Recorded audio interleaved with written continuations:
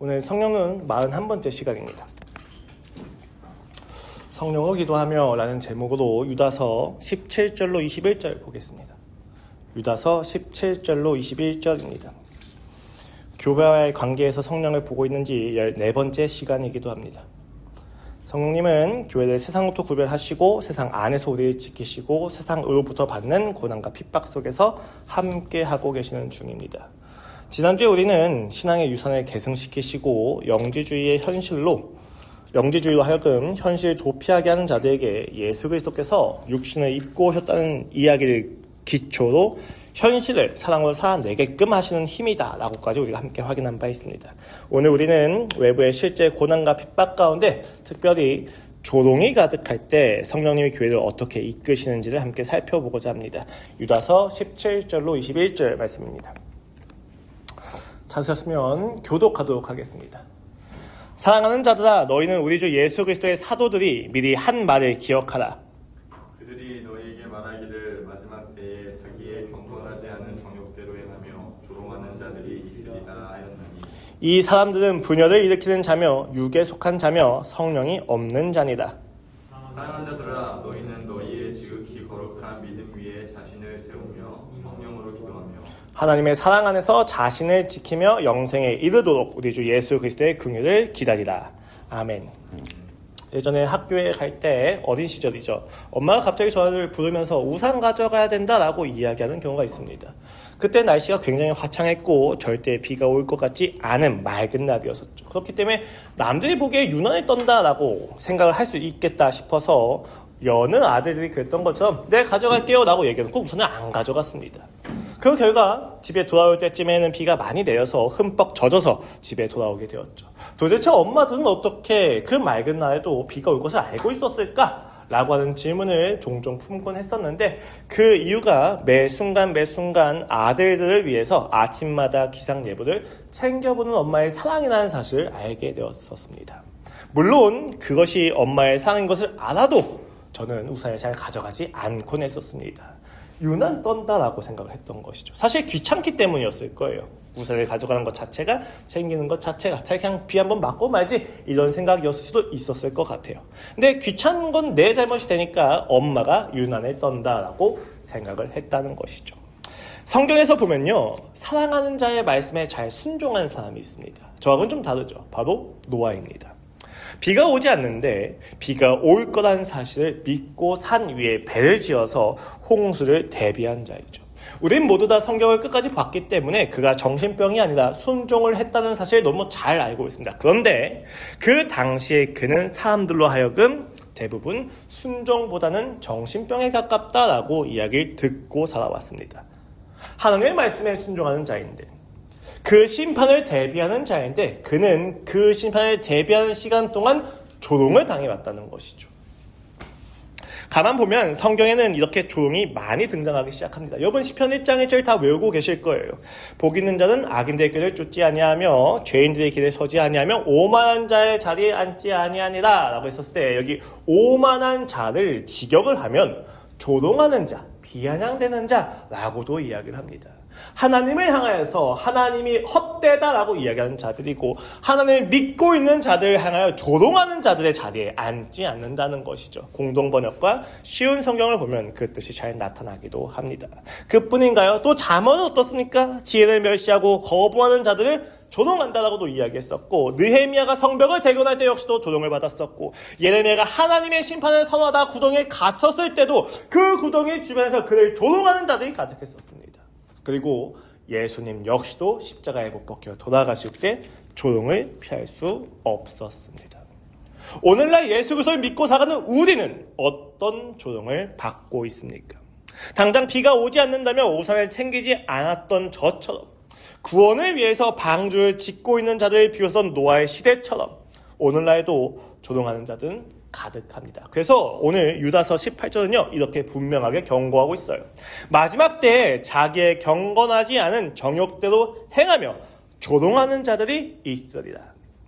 주님의 다시 오심을 믿으며 살아가는 우리의 삶에도 그러한 조롱이 여전히 쏟아집니다. 왜 하지 않아도 되는 사과를 하면서 손해를 보느냐? 아무도 보지 않는데 왜 정직을 지킨다고 유난을 떠느냐? 우리의 삶을 세상은 답답해하고 조롱합니다. 하지 않아도 되는 것을 굳이 하는 유난스러운 사람으로 취급을 하면서 말입니다. 이 소란스러운 조롱의 소음 한가운데서 성령님은 지금 교회와 무엇을 함께하고 계시는가? 이 질문에 대해서 우리는 오늘 함께 살펴보고자 합니다. 가장 먼저 우리는요, 마주하고 있는 이 조롱의 실체가 무엇인지 분명하게 확인해야만 합니다. 왜냐하면 당시 초대교회가 겪고 있는 조롱은요, 우리가 경험하는 일상적인 의견 충돌이나 갈등을 넘어서서 생존과 직결되고 있는 사회적인 폭력이기 때문에 더욱 그렇습니다.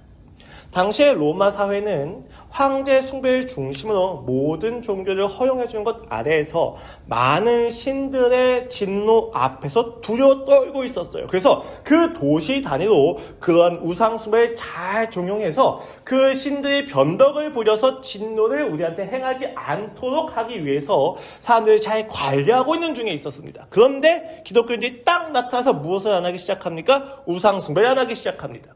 그러니까 이 도시 차원에서는 이 도시의 안전을 지키는 것을 누가 방해하고 있는 거예요?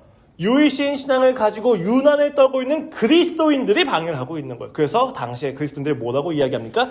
무신론자다라고 이야기를 했어요.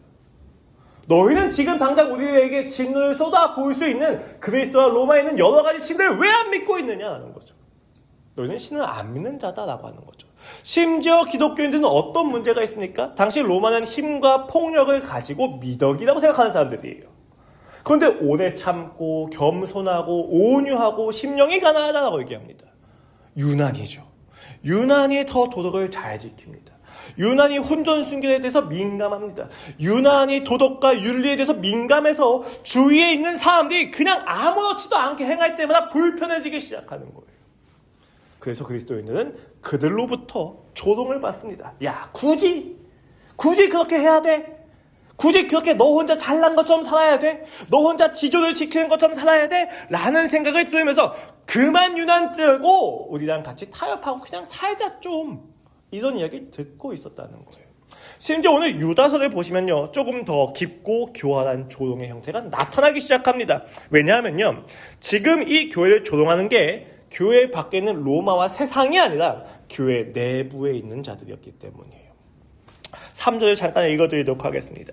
사랑하는 자들아, 우리가 일반으로 받은 구원에 관하여 내가 너에게 편지하려는 생각이 간절하던 차에 성도에게 단번에 주신 믿음의 도를 위하여 힘써 싸우는 편지로 너희를 권하여야 할 필요를 느꼈노니 이는 가만히 들어온 사람은 몇이 있으리라. 그러니까 가만히 교회에 들어온 사람 몇이 있기 때문에 내가 너희한테 이것을 권해야 돼 라고 이야기하는 거예요. 그럼 이 가만히 들어온, 조용히 들어온 이 사람들의 정체가 무엇이냐? 그들은 옛적부터 이 판결을 받기로 미리 기록된 자들이 경건하지 아니하여 우리 하나님의 은혜를 도리어 방탕한 것으로 바꾸고 홀로 하나이신 주제 곧 우리 주 예수 그리스도를 부인하는 자니라. 이것을 오늘 본문에서 어떻게 표현합니까? 마지막 때에 자기의 경건하지 않은 정욕대로 행하며 조롱하는 자들이다라고 이야기합니다. 방탕했다는 것을 의미하죠.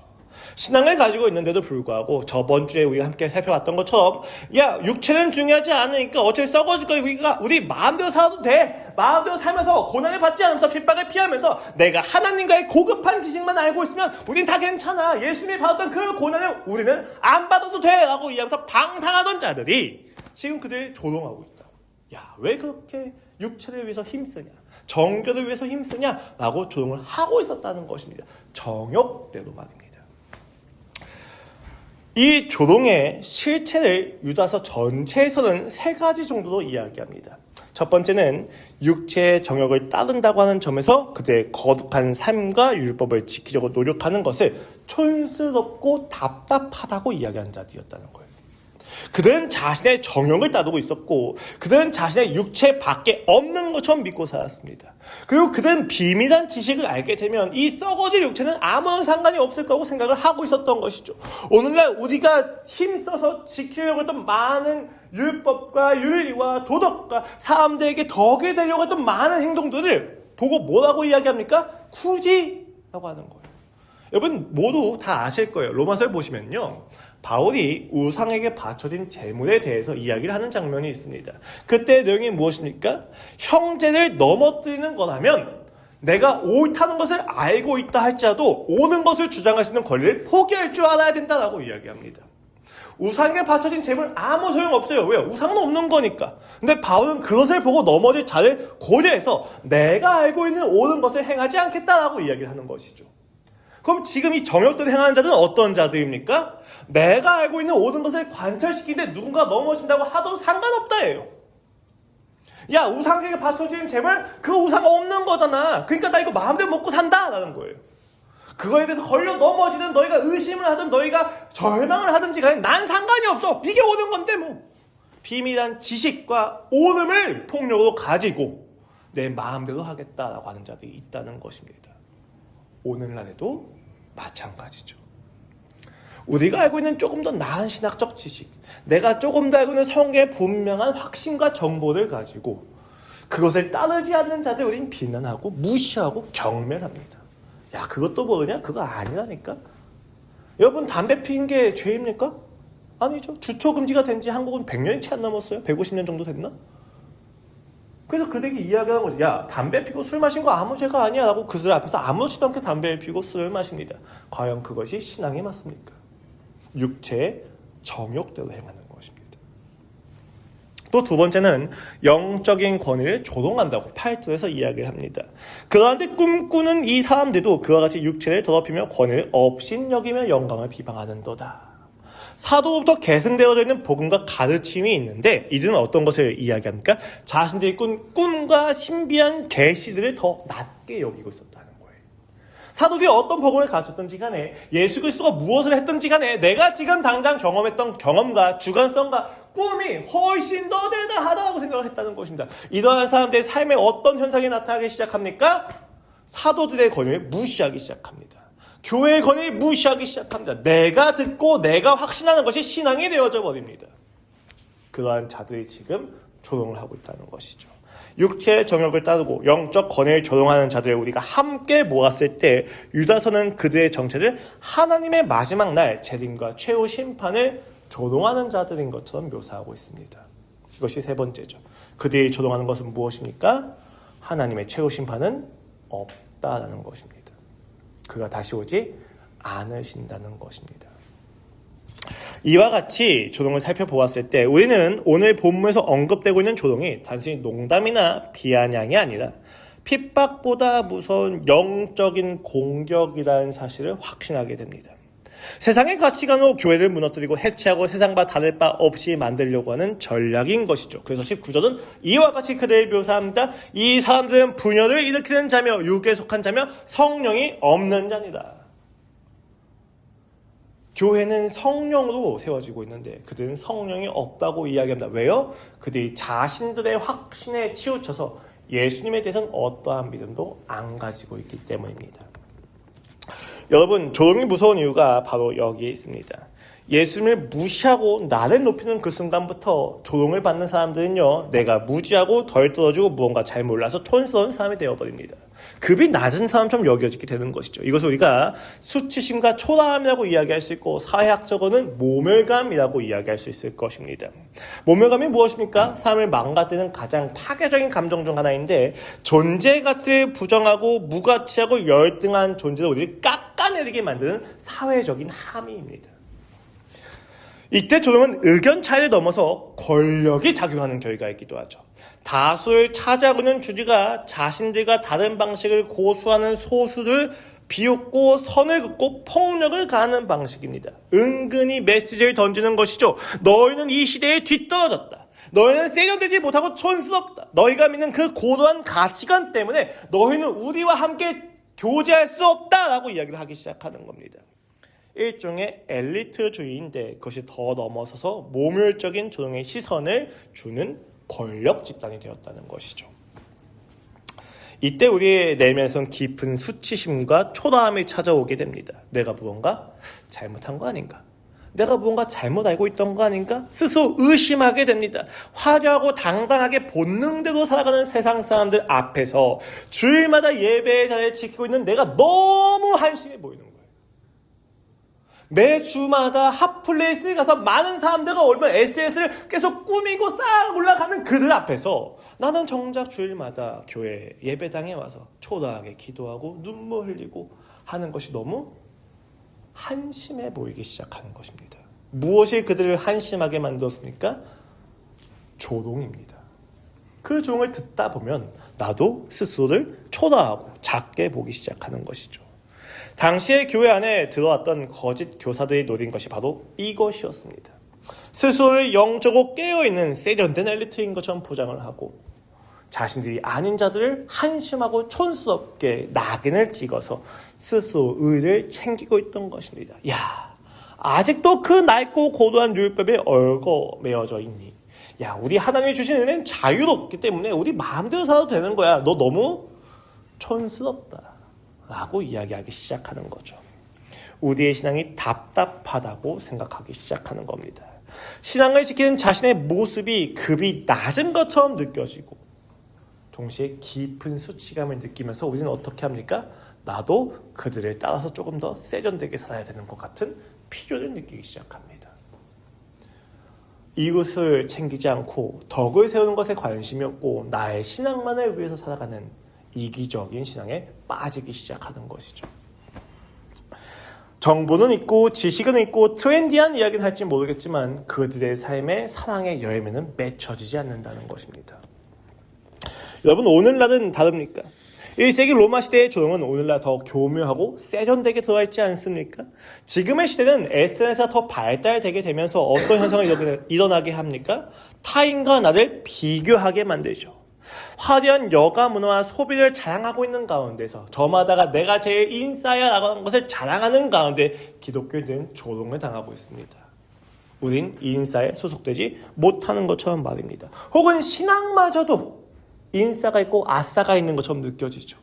신앙도 트렌디하게 소비할 수가 있는데 이 신앙을 가지고 정통과 신앙 고백과 신학적 지식과 성경을 가지고 싸우고 있으면 고루하게 느껴집니다. 아니, 그런 방식은 전도가 안 된다니까요, 전도사님. 아니, 그런 방식으로 예배드리면 예배 안 드린다니까요.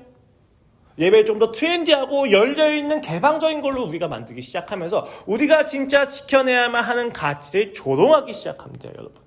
여러분, 물론 방법론은 다양해질 필요가 있고 우린 좀 더 열린 마음을 가질 필요가 있죠. 예배를 성역화시켜서 지켜내야 되는 건 아닙니다. 그러나 정통적으로 예배가 지켜오던 가치는 지켜야죠. 무엇입니까? 하나님을 향한 경외심입니다. 어느 순간부터 하나님을 친구로 만들어서 경외심이 1도 없는 상태에서 축제와 파티를 예배로 착각하고 있는 현실이기도 합니다. 우리는 조심해야만 해요. 물론 여러분, 반대측에서 그런 것들을 그냥 정죄하는 것도 영적 엘리트주의 똑같습니다.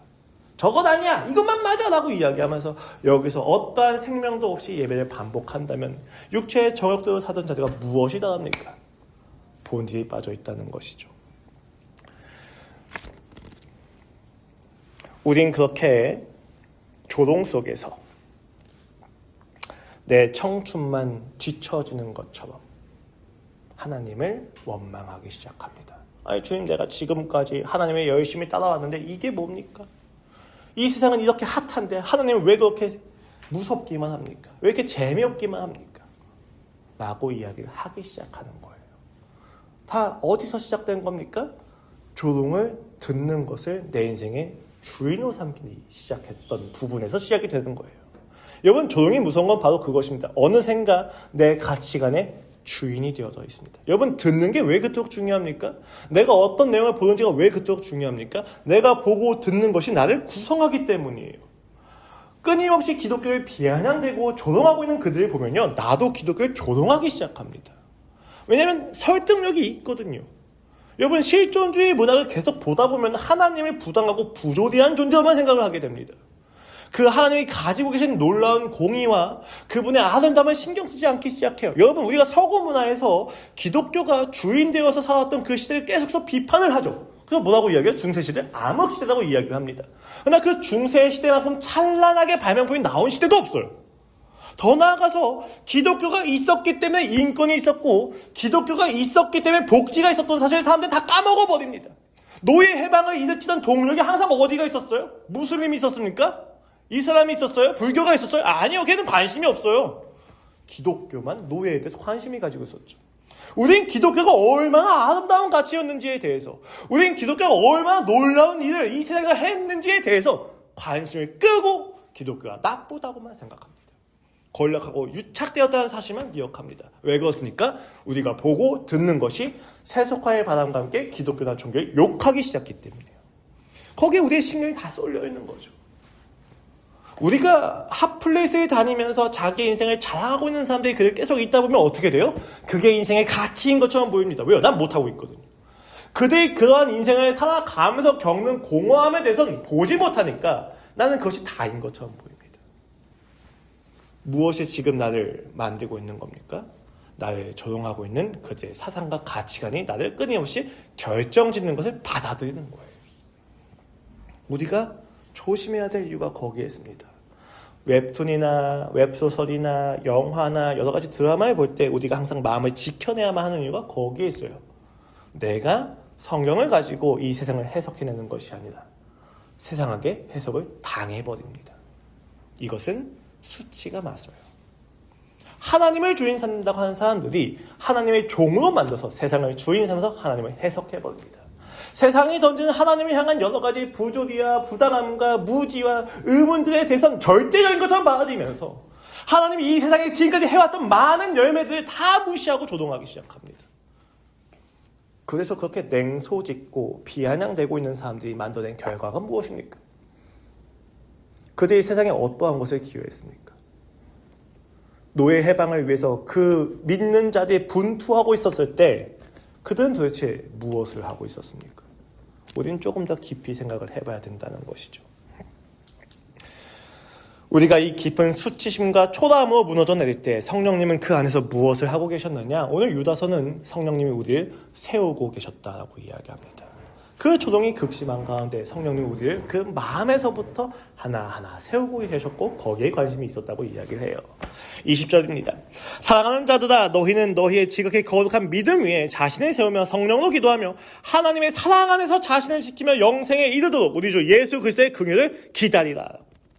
세상은 우리를 조롱하고 있는데 유다는 우리를 가지고 뭐라고 이야기합니까? 아이고 한심한 자들아가 아니라 사랑하는 자들아.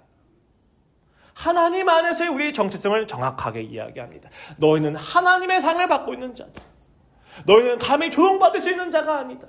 그 조롱에 영향받지 말아라. 왜? 너희의 정체성은 하나님의 자녀이기 때문이다 라는 것이죠. 그렇기 때문에 그가 다시 한번 확인시켜주는 명령의 내용이 무엇입니까? 자신을 지키라는 것입니다. 오늘 본문을 보시면요 20절에서 21절까지 주동사가 하나예요. 자신을 지키라입니다. 자신을 지키라라고 해놓고 분사 형태로 세 가지의 명령이 뒤따라옵니다. 첫 번째는 자신을 세우며, 두 번째는 성령으로 기도하며, 세 번째는 예수 그리스도의 긍휼을 기다리라는 것이죠. 이 세 가지는 다 어디에 종속되어 있는 이야기입니까? 나를 지키는 방법에 종속되어 있는 이야기입니다. 그렇기 때문에 우리 이 세 가지를 통해서 우리를 지키는 것이 무엇인지를 확인할 수가 있다는 것이죠. 여러분 심리학적으로 자기방어 혹은 방어기제라고 하는 표현이 있습니다. 외부의 위협이나 내면의 갈등으로부터 내 자아가 상처받지 않기 위해서 무의식적으로 작동하는 기제를 이야기해요. 너무너무 많이 버려진 사람들은 사람들을 못 믿고 거리를 두기 시작하죠. 부모부터 버려지고 보육원에서 버려지고 남자친구부터 버렸던 여자는 누군가 사귈 때 미리 거리감을 두고 언제든지 내가 버려질 수 있어 라고 하는 것을 가정하고 있어요. 방어기제입니다. 언젠가 버려질 때 상처받지 않기 위해서 거리를 두고 있는 것이죠. 미리 내가 최악을 가정하는 습관을 가지고 있는 대부분이 그런 경우에 가깝습니다. 왜 최악을 항상 가정해요? 최악이 되더라도 상처받지 않으려고. 최악이 되었을 때 내가 당장 무너지지 않으려고 가정하고 있는 거죠. 하나의 방어기제와 동일한 이야기입니다. 이 세상에서는요, 이 방어기제의 최선을 뭐라고 이야기해요? 보호를 위해선 공격해야 된다고 이야기해요. 그래서 우리는 많이 버려지게 되다 보면요, 나를 사랑한다고 이야기하는 사람을 의심하고 공격합니다. 어디까지 사랑할 수 있는지 보자. 네가 가지고 있는 사랑의 비전을 내가 들춰내겠다 라고 하는 거죠. 하나님을 향해서, 교회를 향해서. 이것은 그들이 가지고 있는 적의와 적대감이 있고 섞여 있지만 동시에 오랜 시간 동안 버려져 왔기 때문에 발생한 방어 기제이기도 합니다. 무서운 거예요. 무서우니까 어떻게 해요? 공격을 합니다. 공격에서 떨쳐져 나가면 그래 봐봐 라고 되는 거고, 공격에 떨쳐져 나가자고 끝까지 사랑을 하게 되면 더 공격을 합니다. 무섭거든요. 그러다가 어느 순간 무너지게 되고 해제가 되는 거죠. 그것이 예수 그리스도의 사랑이라고 우리는 배워옵니다. 세상은요, 공격을 받기 전에 무너뜨리고 기다리기 전에 선제 타격을 하는 것이 중요하다고 이야기합니다. 이것을 우리는 그 방법 중에 하나가 투사예요. 내 안에 있는 불안과 수치심은 상대에게 넘겨버립니다. 내가 불안한 건데 상대가 불안한 것처럼 이야기를 하기 시작하죠. 그리고 그에게 분노하고 혐오하면서 나를 지킵니다. 혹은 기도하기보다는 스스로 해결하려고 하는 노력을 가지는데 합리화가 이루어지기 시작합니다. 이 투사와 합리화를 가지고 우리가 방어 기제를 가지는 것이 경우가 일반이다라고 생각할 수가 있다는 것이죠. 근데 여러분, 이런 해결책들은요, 모두 다 나를 중심으로 하고 있습니다. 내가 피해를 입고 내가 나를 지켜야 하기 때문에 내 방법은 나를 지켜야만 한다라고 생각을 하는 것이죠. 가장 큰 문제는 내가 나의 방법은 나를 지킬 때 우리는 이상하게 더 고립이 된다는 거예요. 아주 이상한 결과죠. 내가 나를 위하고 있는데 내가 나를 가장 망치는 삶이 된다는 것입니다. 그렇게 우리는 세상에 피해의식을 가지게 되고 세상을 향한 하나님의 뜻보다는 세상에 대한 정의를 가지게 되죠. 그래서 우리의 신앙이 뒤틀리기 시작합니다. 어떻게 뒤틀리기 시작합니까? 하나님을 더 알고 사랑하기보다는 로마를 미워하고 로마를 무너뜨리는 것이 신앙의 목적이 되어져 버려요. 죄를 이기는 것이, 거짓 선지자를 죽이는 것이 신앙의 목표가 아닐진데 우리는 어느 순간부터 스스로의 힘을 가지고 하나님의 나를 확장시킨다고 하는 명분을 가지고 죄를 죽이고 거짓 선지자들을 색출하고 하나님의 나라를 위해서 로마를 무너뜨린 것이 나의 소명이다라고 이야기하기 시작합니다. 그렇게 로마를 무너뜨렸다 한들 무엇이 달라집니까? 내가 또 다른 로마가 되어 있는데. 우린 그런 식으로 신앙이 뒤틀리고 신앙을 왜곡시키기 시작합니다. 내 스스로의 힘을 가지고 나를 세우는 것이죠. 그러나 유다는 조금 다르게 이야기합니다. 너희의 지극히 거룩한 믿음 위에 자신을 세워라 라고 하죠. 여기 거룩한 믿음의 내용이 무엇입니까? 토대인 거죠. 예수 그리스도께서 죽으시고 부활하셨다고 하는 복음의 사실 위에 너희를 세우라는 거예요. 내가 나를 지키기 위해서 제일 먼저 필요한 건 상대를 공격하는 것이 아니라 나를 사랑하시고 나를 지키셨던 예수 그리스도의 사역을 내가 믿고 그 안에 내 정체성이 있다는 것을 확인하는 것에서 시작을 해야 된다는 것입니다. 그 위에 내가 세워졌을 때 우리는 바르게 피아를 식별하기 시작합니다. 그리고 나서 어떻게 이야기해야 됩니까? 성령으로 기도해야만 합니다. 상처받지 않은 척 감정을 억누르거나 신비주의로 회피하는 것이 아니라 직면하여서 그의 도우심을 구해야 된다는 것이죠. 스스로의 상처와 초라함과 수치심을 드러내놓고 쏟아내라는 것입니다. 그리고 나서 하나님의 사랑 안에서 자신을 지키며 영생에 이르도록 우리 주 예수 그리스도의 긍휼을 기다리라라고 이야기합니다. 우리가 우리를 지키는 유일한 가장 결정적인 방법은 예수 그리스도께서 영생에 이르도록 나를 지킬 것을 믿고 실제로 기다리는 것입니다. 뭔가 좀 달라요. 세상의 방법은 나를 중심으로 내가 나의 방법을 지키는데 유다가 이야기하는 하나님의 방법은 무엇입니까? 철저히 다 세 가지의 분사가 다 예수님을 의지하는 것에 있습니다. 대상을 의지하는 것에 있어요. 이건 우리가 제일 못하는 것 중에 하나예요. 왜요? 믿으면 배신당할 것 같잖아요. 믿으면 실망할 것 같잖아요. 근데 지금 다 예수님이 이루신 사역에 너를 세우고 성령님에게 기도해서 도움을 구하고 예수님의 긍휼을 기다리라고 이야기합니다. 내가 나를 지키기 위해서 내가 해야 되는 방법은 나를 예수 그리스도의 은혜의 바다에 던져놓는 것입니다. 뗏목을 만드는 것이 아니라. 유다는 그렇게 우리에게 나를 지키는 방법을 제시해주고 있습니다. 우리가 세상에서 스스로를 지키는 방식은 상대를 정복하는 것이 아니라 이미 세상을 이기신 예수 그리스도를 믿는 믿음 안에 있습니다. 이때 우리는 여전히 세상의 승리를 믿는 이들의 조롱 앞에서 담대해질 수가 있죠. 이때 우리의 무기는 무엇입니까? 증언과 믿음입니다. 여러분, 우리는 모두 다 전쟁 속에 있습니다. 그리스도인도 비그리스도인도 다 전쟁을 하고 있는 중에 있는 것이죠. 전쟁터에서 만난 모든 사람은 다 누구예요? 적이거나 아군이겠죠. 우리는 대부분 적이라고 생각하고 제일 먼저 발견해서 빨리 죽여야지라고 생각을 합니다. 여러분, 서든어택이나 여러 가지 FPS 총게임을 하게 되면 뒤를 잡히는 순간 끝나죠. 그렇죠? 쏘임을 당하면 끝나는 거잖아요. 그래서 내가 먼저 뒤를 잡아서 죽이는 게 제일 잘하는 방식이지 않습니까? 저격은 무엇을 의미합니까? 내가 보이지 않는 상태에서 상대를 먼저 발견하고 선택하기 위해서 죽이는 거잖아요. 이게 세상의 방식이었는데 이 전쟁터 속에서 기독교인의 방식은 무엇입니까? 라디오가 들립니다. 전쟁이 끝났다. 그럼 저 적들을 향해서 우리가 해야 될 것은 무엇입니까? 총을 들고 쏘는 것이 아니라 손을 번쩍 들고 무기를 버리고 전쟁이 끝났다는 것을 외치고 다니는 겁니다. 증언하는 거죠. 전쟁이 끝났으니까 우린 더 이상 싸우지 않아도 됩니다. 전쟁이 끝났으니까 우린 더 이상 서로 죽이지 않아도 괜찮습니다. 이것을 하기 위해서 용기와 믿음이 필요합니다. 사실 전쟁이 끝났다는 사실에 대한 믿음, 그리고 그것을 선포할 수 있는 용기. 여러분, 이게 그리스도인의 싸움입니다. 전쟁이 끝났다는 것을 믿는다면 더 이상 싸우지 않습니다. 그러나 전쟁이 끝나지 않았다면 우리는 우리 손에서 무기를 결코 놓을 수가 없게 됩니다. 놀랍게도 그 전쟁의 종언을 확신하는 순간 우리는 세상을 조금 다르게 볼 시각을 가지게 되죠. 22절 이하입니다. 어떤 의심하는 자들을 긍휼히 여기라. 또 어떤 자를 불에서 끌어내어 구원하라. 또 어떤 자를 그 육체로 더럽힌 옷까지도 미워하되 두려움으로 긍휼히 여기라. 놀라운 이야기를 하기 시작합니다. 나를 조롱하던 자들을, 의심하는 자들을 공격하거나 치지 말고 그들 역시도 전쟁이 끝나지 않았다는 기만과 강박에서 누군가를 무시하고 냉소로 대해야만 살 수 있는 자들이기 때문에, 하나님을 대적하고 믿지 않아야만 살 수 있다고 믿는 자들이기 때문에 거리를 두고 언제든지 공격해야 돼 라고 이야기하는 것이 아니라 그들 역시도 그 예수 그리스도의 긍휼이 필요한 자니까 그들을 기다려주라고 이야기합니다. 그리고 그들을 긍휼히 여기라고 이야기합니다. 세상에선 할 수 없는 일이 발생합니다. 빨리 죽여야 되는 자들을 이해하기 시작하고 빨리 쳐내고 거리에 둬야만 하는 자들을 하나님의 긍휼이 필요한 자고 여기기 시작한다는 것이죠. 어떨 때 이게 가능합니까? 이미 전쟁이 끝났다는 것을 확신할 때 가능합니다.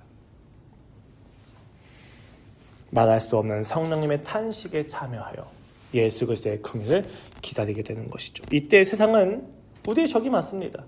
세상의 가치관과 세상의 주인은 우리의 적이 맞는 것이죠. 하지만 그 세상의 영향 아래서 기만당하고 있는 자들은 우리의 적이 아닙니다. 세상은요, 기독교인들한테 양자택일을 강요해요. 경쟁을 강요해요. 야, 너희가 불교보다 나은 게 뭐야? 너희가 하나님의 교회보다 나은 게 뭐야? 너희가 무슬림보다 나은 게 뭐야? 너희가 이슬람보다 긍휼해야 되고 너희가 불교보다 똑똑해야 되지 않아? 라고 이야기를 해요. 아니요, 우리는 상관없습니다. 우리가 그들보다 똑똑하지 않아도 되고 우리가 그들보다 더 긍휼하지 않아도 됩니다. 우리는 무엇이다는 거예요? 우리는 전쟁이 끝났다는 사실을 알기 때문에 그들에게 예수님이 필요하다는 사실을 알 뿐입니다. 우리는 그들보다 더 높아지거나 더 나아질 필요가 없습니다. 우리는 그들보다 예수님을 더 확신할 뿐입니다. 그 확신을 가지고 그들을 대할 때 역사가 일어난다는 것을 기억하셔야만 합니다. 여러분, 싸워야만 하는 것과 싸우십시오. 싸우지 않아도 되는 자들과 싸우시면 안 됩니다.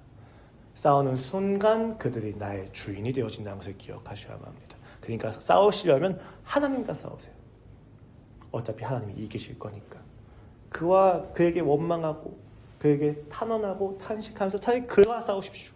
그와 싸우다 보면 그를 알아가게 되는 역사도 있지 않겠습니까? 근데 우리가 세상과 싸우다 보면 세상의 방식으로 세상을 이기려고 하고 세상이 우리의 주인이 돼서 우리를 지배하는 놀라운 기만이 시작됩니다. 거기에 속지 않으셔야만 합니다. 말씀을 좀 정리하겠습니다. 한 국가에 전성기를 이룬 왕이 있습니다. 그러나 그는 자신의 아들이 일으킨 반역으로 인하여 맨발로 울면서 부하들과 함께 도망치기 시작합니다. 그리고 그곳에서는 그가 자신이 일찍이 꺾었었던 사울 왕의 친족인 시므이로부터 모욕을 당하기 시작합니다. 시므이가 저주하는 가운데 이와 같이 말하니라. 피를 흘린 자여 사악한 자여 가거라 가거라. 사울의 족속의 모든 피를 여호와께서 너에게 돌리셨도다. 그를 이어서 네가 왕이 되었으나 여호와께서 나라를 네 아들 압살롬의 손에 넘기셨도다. 보라, 너는 피를 흘린 자이므로 화를 자초하였느니라 하는지라. 여러분, 잘 생각해보면 시므이가 하는 말 중에 틀린 말이 있습니까? 다윗은 피 흘린 자가 맞습니다. 다윗은 자신의 손에 피를 묻힌 자가 맞죠. 그렇기 때문에 다윗은 그 마음이 결코 쉽지 않았을 것입니다.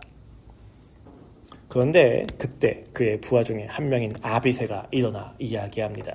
수로야의 아들 아비새가 왕께 여짜오되 이 죽은 개가 어찌 내 주 왕을 저주하리이까 청하건대 내가 건너가서 그의 머리를 베게 하소서. 세상의 방어기제입니다. 전쟁을 내가 끝내야만 하는 자의 방어기제이고 수단입니다. 전쟁이 끝나지 않은 자의 반응입니다. 공격을 당하자 더 이상 상처받지 않기 위해서 내 수치심을 덮어버리기 위해서 상대를 무너뜨리려고 하는 거죠. 상대를 죽여 없애려고 하는 것입니다. 실제로 그에겐 그러한 무력과 권력이 충분했죠. 다윗은 그 충신의 의견을 받아들여서 자신의 건재함과 자존심을 증명하기만 하면 됐었습니다. 쫓겨나가고 있는 중이었잖아요. 민심한 게 있잖아요. 그리고 그 이스라엘 12지파 역시도 역하게 한 게 있어서 따라가는 자가 따라가지 않는 자도 있었단 말이에요. 그러면 시므이의 저주를 빨리 쳐서 자신이 얼마나 건재한지 드러내 보여줘야 됐다고요. 근데 다시 그렇게 하지 않습니다.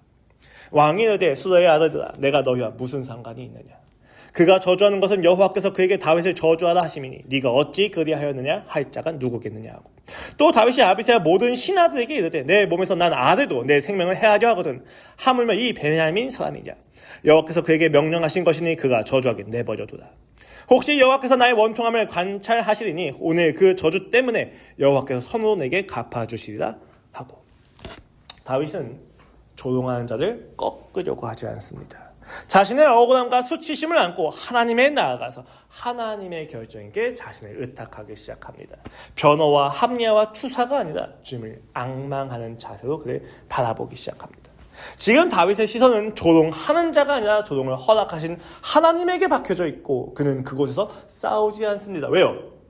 그의 전쟁은 그가 끝내는 것이 아니기 때문입니다. 그의 전쟁은 하나님이 하는 것이 분명했기 때문입니다. 그래서 그는 도망가기 시작하고 조롱과 수치와 모욕을 감당하기 시작합니다. 나중에 반역을 진압한 다윗 왕 앞에 누가 와서 엎드립니까? 시므이가 와서 엎드립니다. 용서를 구하죠. 그때 아비새가 이야기합니다. 다시 그를 죽여야 한다고. 모든 조롱이 끝났는데도 불구하고 아비새는 그를 죽여야 된다고 이야기합니다. 왜 그래요? 아비새의 전쟁은 끝나지 않았기 때문입니다. 반역이 진압되었는데도 불구하고 아비새는 전쟁 중에 있습니다. 그의 전쟁은 그가 책임져야만 하는 전쟁입니다. 그러나 다윗은 그의 전쟁이 하나님께 속했다는 것을 알고 있었습니다. 그렇기 때문에 어떻게 이야기합니까? 다시 긍휼을 베풉니다. 아비새와 다윗 사이에서 무엇이 다른 거예요? 둘이 똑같이 조롱을 받았지만 다윗은 그 전쟁의 주인이 하나님인 것을 알았고 아비새는 그 전쟁을 자기가 끝내야만 하는 주체라고 생각을 했기 때문인 것이죠. 여러분 오늘날 이 세상을 살아갈 때 역시도 마찬가지입니다. 이 세상은 끊임없이 우리에게 싸움을 걸어댑니다. 조롱을 하고 비아냥대고 그 권력의 폭력을 우리에게 행합니다.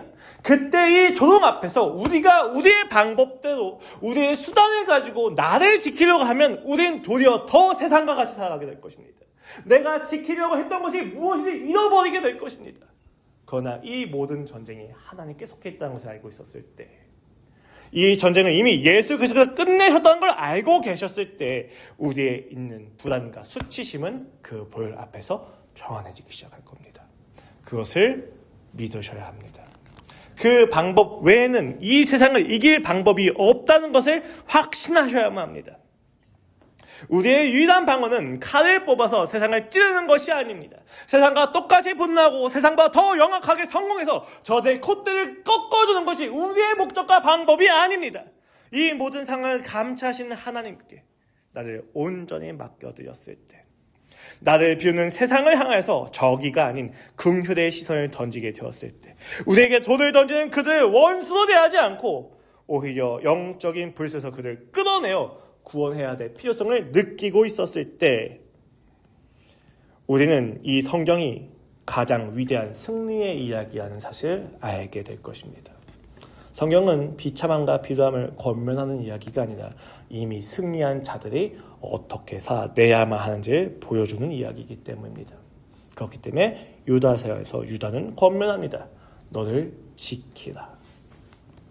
거룩한 진리의 터 위에서 세우고 성령으로 기도하며 예수 그리스도께서 영생까지 우리를 지켜주실 것을 기다리라. 그 긍휼을 바라는 것이죠. 함께 기도하시겠습니다. 하나님 감사합니다. 오늘도 우리가 조롱 가운데 있습니다. 여러 가지 고난과 핍박과 시련이 우리 앞에 있지만 이 조롱만큼 우리를 무너뜨리는 것이 없습니다. 불안과 수치감과 모멸감이 우리를 망가뜨리기 시작합니다. 그러나 주님, 우리가 이 가운데서 마음을 지키게 하여 주시옵소서. 우리의 마음이 주 안에 있다는 것을, 이 마음을 지키는 전쟁이 오직 주 예수 그리스도께 속해 있다는 것을 우리가 믿어 의심치 말게 하여 주시옵소서. 그래야 전쟁이 끝나지 않아 우리를 공격하고 있는 이 세상 가운데에서 이미 전쟁이 끝난 것임을 아는 자들로서, 이 전쟁의 주권이 하나님께 있다는 것을 아는 자들로서 우리가 증언하고 믿음으로 살아내게끔 하여 주시옵소서. 증명하지 않습니다. 증거를 가지고 증언하여 우리의 마음을 지키게 하여 주시옵소서. 감사합니다. 주님, 예수 그리스도의 이름으로 기도합니다. 아멘.